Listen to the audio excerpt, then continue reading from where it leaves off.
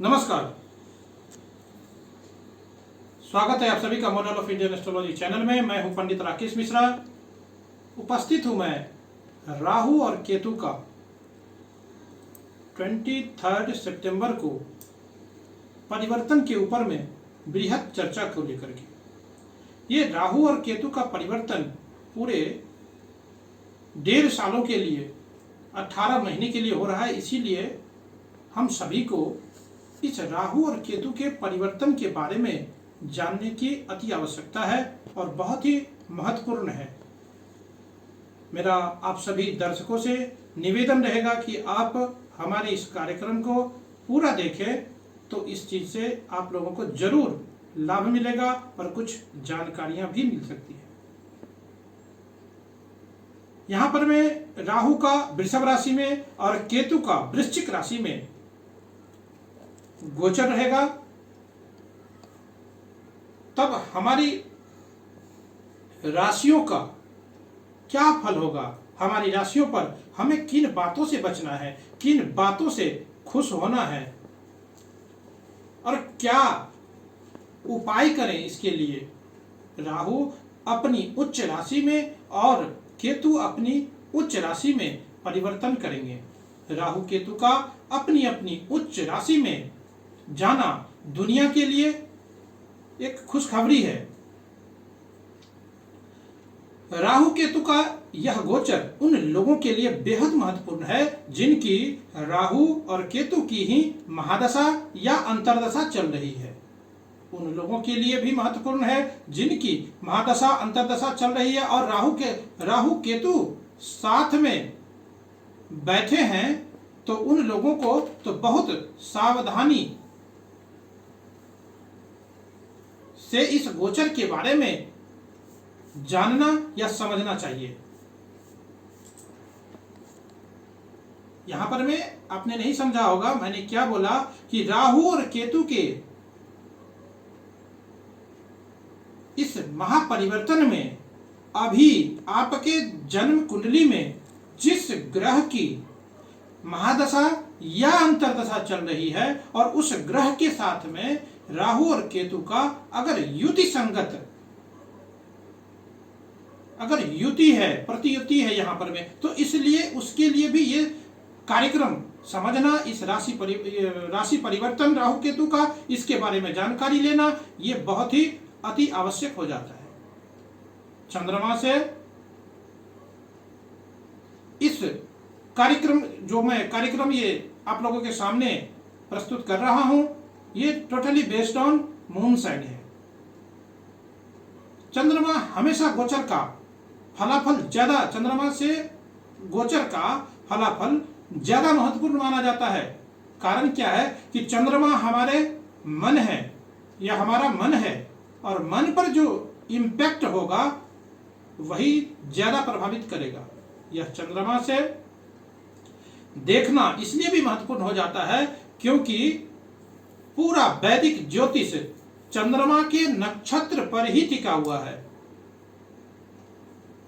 सबसे ज्यादा जो फेमस गोचर है वो है शनि की 7.5, और चंद्रमा से जब शनि 12वें पहले और दूसरे स्थान में चलते हैं तो शनि की 7.5 मानी जाती है। अगर लग्न से भी देख सकते हैं हालांकि, लेकिन लग्न एक फिजिकल इंपैक्ट देने वाला होता है और चंद्रमा मेंटल इंपैक्ट देने वाला होता है। हमारा मन उस घटना को कैसे रिएक्ट करेगा यह जानना बहुत जरूरी है। हालांकि आप इसे दोनों से देख सकते हैं, लग्न चंद्रमा, लेकिन ज्यादा ध्यान आप चंद्रमा से राहु कहां जा रहा है उस पर देखिए। राहु केतु को बहुत लोग बहुत बुरा ग्रह मानते हैं और यह अत्यंत पापी ग्रह भी कहा जाता है। हाँ, यह हमें कष्ट तो देते हैं, यह कलयुग के ग्रह कहे जाते हैं। राहु हमारी हर तरह की वह इच्छा है जो कभी पूरी हो ही नहीं सकती है। राहु इच्छाओं को बढ़ावा देने वाला या उसको बल देने वाला होता है और केतु वही हमेशा निराशा देता है सांसारिक रूप से, क्योंकि केतु हमें मोक्ष की तरफ ले जाता है। यहां पर हमें इसलिए केतु हमें हमारे यहां पर हमें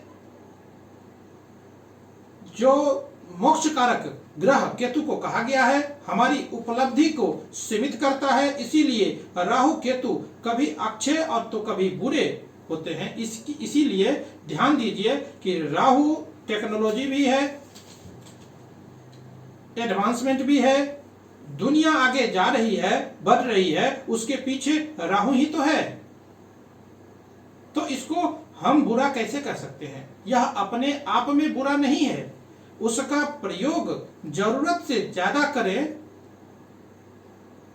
या फिर उसको ज्यादा माइंडलेस होकर के करें तो वह बुरा होता है। इसीलिए राहु जब अपनी उच्च राशि में जाता है तो दुनिया के टेक्नोलॉजी एडवांसमेंट बहुत तेजी से विकसित करने लगता है। मैं अभी किसी भी राशि में के बारे में बताऊं, इसलिए आप सभी दर्शकों को राहु केतु क्या है, किस तरीके से हमें इस राहु केतु के परिवर्तन को जानना चाहिए, हम इसके ऊपर में विशेष चर्चा कर रहे हैं। और आप लोगों को अगर हमारा ये कार्यक्रम अच्छा लगता है तो हमारे चैनल को, model of Indian astrology channel को आप लाइक करिए, शेयर करिए, सब्सक्राइब करिए और ऐसे ही ग्रह गोचरीय व्यवस्था से आप जानकारी आप हासिल करते रहें। किसी तरह की समस्या एस्ट्रोलॉजी से रिलेटेड हो, वास्तु से रिलेटेड हो, आप हमें संपर्क कर सकते हैं, बात कर सकते हैं, मेल कर सकते हैं, कमेंट बॉक्स में कमेंट भी कर सकते हैं। अब यहां पर मैं डिस्कवरी भी केतु लाता है। केतु रिसर्च का प्लैनेट है, इसीलिए केतु जब वृश्चिक राशि में गोचर करता है तो रिसर्च फील्ड में तेजी लाने वाला होता है। यह राशि परिवर्तन किन लोगों के लिए सबसे अच्छा हो सकता है? यह उन लोगों के लिए बहुत ही अच्छा होगा जो hotel, tourism, aviation, share market या लेदर इंडस्ट्रीज के क्षेत्र से अगर जुड़ाव रखते हैं और किसी भी तरह के मीडिया, कंप्यूटर, इंफॉर्मेशन टेक्नोलॉजी के क्षेत्र से अगर लगाव है, जुड़ाव है, आपकी उस क्षेत्र में कोई कार्य है तो उसको, उसमें जो आपका काम है तो उसको उस क्षेत्र वाले लोगों के लिए बहुत ही अच्छा करेगा। वहीं केतु का यह राशि परिवर्तन उन लोगों के लिए बहुत ही अच्छा होने वाला है जो रिसर्च क्षेत्र में जुड़ाव रखते हैं या लगाव रखते हैं, आध्यात्मिकता से या स्पिरिचुअलिटी से, स्पिरिचुअलिज्म में से है या आर्मी से जुड़ाव है, लगाव है, आप कार्यरत हैं, काम करते हैं, यानी कि सुरक्षा से, और डॉक्टर्स के लिए भी, मेडिकल प्रोफेशन से जुड़े लोगों के लिए भी केतु का यह गोचर बहुत ही शुभ परिणाम लेकर के आएगा। आप अपने जन्म कुंडली में देखें कि कहां जा रहा है राहु और केतु, यानी पहले, चौथे, पांचवें, सातवें और नौवें केंद्र या त्रिकोण में जा रहे हैं तो यह गोचर निसंकोच या अच्छा माना जाएगा आपके लिए। राहु केतु का यह भी देखना आवश्यक हो जाता है कि राहु केतु का परिवर्तन के बाद यह किन किन ग्रहों के साथ में ये युति रखता है या युति संगत स्थिति में है।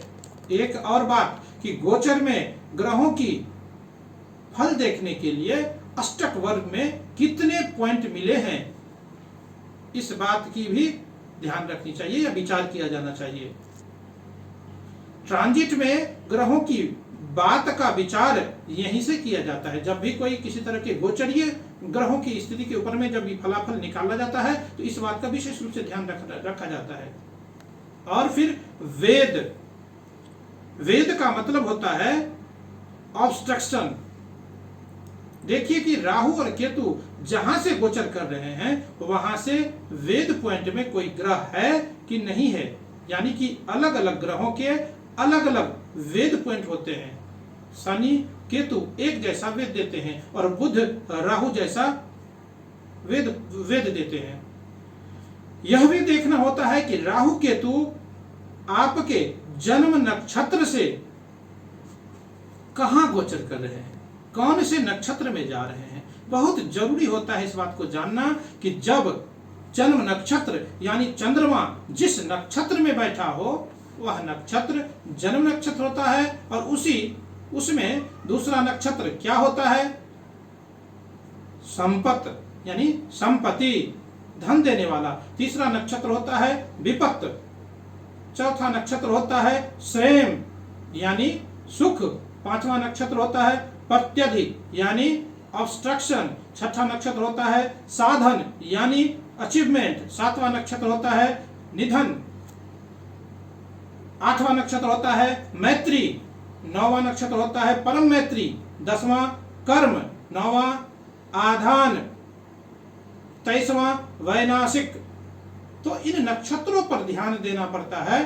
दृष्टि संबंध भी बदलाव लाता है हमारे जीवन में।